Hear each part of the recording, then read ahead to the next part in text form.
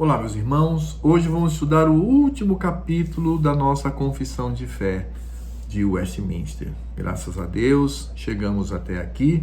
Portanto, é o capítulo 33 que fala do juízo final. Temos 3 artigos aqui e nós estudaremos, porém são assuntos já conhecidos de nossa parte. Vamos apenas reforçar e ver a maneira fiel com que a nossa confissão ela interpreta a Escritura Sagrada. Então vamos lá. O artigo 1º diz o seguinte: Deus já determinou um dia em que, segundo a justiça, há de julgar o mundo por Jesus Cristo, a quem foram pelo Pai entregues o poder e o juízo. Neste dia, não somente serão julgados os anjos apóstatas, mas também todas as pessoas que tiverem vivido sobre a terra comparecerão ante o tribunal de Cristo, a fim de darem conta dos seus pensamentos, palavras e obras, e receberem o galardão segundo o que tiverem feito, bom ou mal, estando no corpo. Esse primeiro artigo, ele diz que existe um dia já determinado por Deus para o juízo final, e que neste dia Cristo vai julgar a todos, tanto os anjos apóstatas, os demônios, aqueles que se rebelaram contra Deus, como também todos os homens. E cada um receberá galardão das suas obras, daquilo que fizeram. Isso nos mostra claramente que Cristo é o supremo juiz sobre todas as coisas. Deus Pai concedeu a Cristo este poder de julgar toda a humanidade, bem como todos os anjos apóstatas.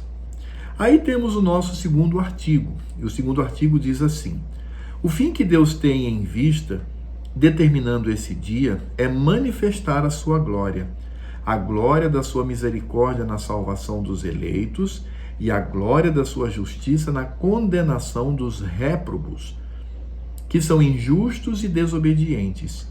Os justos irão então para a vida eterna e receberão aquela plenitude de gozo e alegria procedente da presença do Senhor. Mas os ímpios, que não conhecem a Deus, nem obedecem ao Evangelho de Jesus Cristo, serão lançados nos eternos tormentos e punidos com a destruição eterna proveniente da presença do Senhor e da glória do seu poder.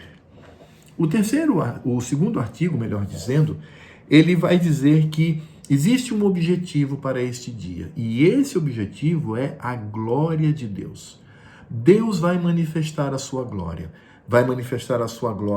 sobre os eleitos, os remidos por Cristo, que não passarão pelo julgamento condenatório, mas serão recebidos por Cristo como filhos amados de Deus Pai, por causa da morte vicária do Cordeiro de Deus na cruz do Calvário. E os réprobos, aqueles ímpios que insistiram em seus pecados, eles, obviamente, receberão sobre si o tormento, o julgamento duro da ira de Deus em Cristo Jesus, e irão para a danação eterna. Aqui mostra o destino de cada um dos eleitos de Deus, a presença do Senhor por toda a eternidade. Dos ímpios, o fogo eterno. É por isso que o nosso Deus, ele não é bonzinho, ele não é aquele que desconsidera o pecado, ele é justo. Ele aplica a sua justiça sobre os eleitos. Por quê? Porque estes foram salvos da ira em Cristo Jesus. Toda a ira de Deus Pai contra os eleitos foi lançada sobre Cristo. E aqueles que são réprobos, que rejeitaram o Evangelho, receberão a ira do Cordeiro, a ira do nosso Deus. E aí o nosso terceiro e último artigo diz assim: assim como Cristo, para afastar os homens do pecado e para a maior consolação dos justos nas suas adversidades, quer que estejamos firmemente convencidos de que haverá um dia de juízo, assim também quer que esse dia não seja conhecido dos homens, a fim de que eles se despojem de toda a confiança carnal, sejam sempre vigilantes, não sabendo a que hora virá o Senhor, e estejam prontos para dizer: vem logo, Senhor Jesus. Amém. O terceiro artigo diz que nós não sabemos a data da vinda de Cristo e que qualquer tentativa de marcar essa data é frustração. Não há como nós sabermos. E isso tem um objetivo, para que vivamos confiantes e para que haja perseverança da nossa parte, para que não tenhamos uma vida baseada na força da carne, mas que esteja baseada na esperança, juntamente com a fé e com o amor. E também para que todos nós, no nosso coração e na nossa mente, estejamos sempre repetindo essa frase: vem logo, Senhor Jesus, Maranata, vem e leva-nos para contigo, para as bodas do Cordeiro. Mas há um ponto interessante dentro desse assunto que eu gostaria de discutir com os irmãos, que se encontra aqui no Evangelho de João, no capítulo 5, a partir do verso 19, que diz assim: Então lhes falou Jesus: em verdade vos digo que o Filho nada pode fazer de si mesmo, senão somente aquilo que vir fazer o Pai. Porque tudo o que este fizer, o Filho também semelhantemente o faz. Porque o Pai ama o Filho e lhe mostra tudo o que faz. E maiores obras do que estas lhe mostrará, para que vos maravilheis. Pois assim como o Pai ressuscita e vivifica os mortos, assim também o Filho vivifica aqueles a quem quer. Aí eu quero chamar sua atenção aqui para o verso 22. Preste atenção, diz assim: E o Pai a ninguém julga, mas ao Filho confiou todo o julgamento, a fim de que todos honrem o Filho de modo porque honram o Pai. Quem não honra o Filho, não honra o Pai que o enviou. Ora, Cristo aqui está trazendo algo muito importante que se encaixa dentro deste capítulo da nossa confissão de fé. Cristo disse que as obras do Pai são também realizadas pelo Filho. Ressurreição dos mortos, a concessão da justiça. Então, o Filho, ele mesmo diz, ele não faz nada de si mesmo, mas ele está em conexão com o Pai. Mas há um ponto que o Pai delegou o seu Filho para fazer, que é o julgamento. Sim, Cristo é o juiz soberano sobre todas as coisas. Não é Deus Pai quem julga é Cristo. Ele é o juiz. E ele é o juiz desde a eternidade. No Velho Testamento, quando nós temos vários textos que falam do dia do Senhor, do julgamento do Senhor, o julgamento das nações, de todas as pessoas, todos esses textos estão falando de Cristo. Porque Cristo é o juiz. Repito, o nosso querido e amado Deus Pai Todo-Poderoso, embora tenha poder para tal, ele não julga.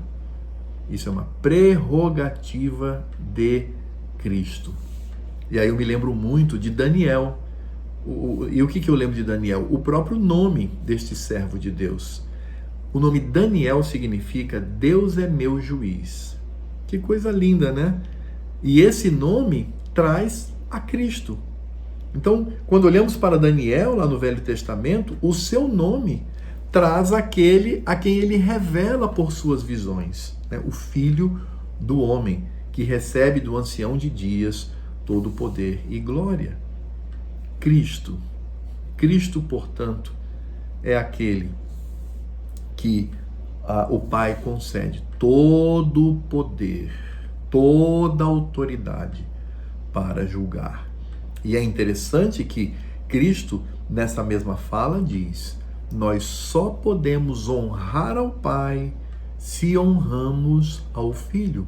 Nós só podemos glorificar ao Pai glorificando o Filho.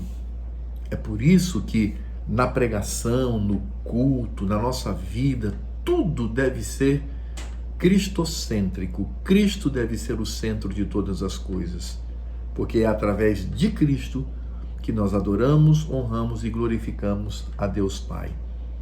como diz o nosso símbolo de fé, no dia do julgamento, este acontecerá para a glória de Deus. E esta glória concedida, que certamente será a Deus Pai, é por meio de Cristo. E Cristo, neste momento, há de se virar para o Pai e colocar tudo debaixo de seus pés, tudo aquilo que fora conquistado com grande autoridade, incluindo o próprio julgamento no tribunal. E vale ressaltar que para nós eleitos, o juiz é o mesmo que morreu por nós na cruz do Calvário. O juiz é o mesmo que nos recebeu por sua redenção bendita. Aquele que há de julgar anjos maus e homens maus, o grande juiz, é o mesmo que se entregou por mim e por você. Que estas verdades façam com que o nosso coração grite dizendo: Maranata, vem, Senhor Jesus. Oremos. Senhor Deus e Pai, muito obrigado por esta série de estudos que fizemos na nossa confissão de fé. E que nesse último estudo, na sua simplicidade, venha encher o nosso coração de alegria e que percebamos Cristo como o centro de todas as coisas. Porque aprouve em Cristo glorificarmos o Pai. Aprouve em Cristo exaltarmos o Pai, adorarmos o Pai, cultuarmos ao Pai, honrarmos ao Pai. E é interessante pensar que em Cristo, por meio do Espírito Santo, assim fazemos como Igreja de Deus.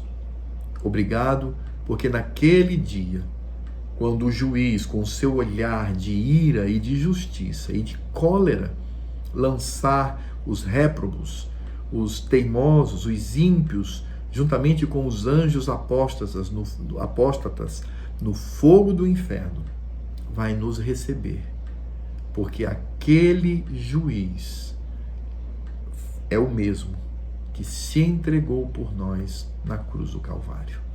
É por isso que nós falamos: Maranata, vem, Senhor Jesus. Amém. Que Deus nos abençoe.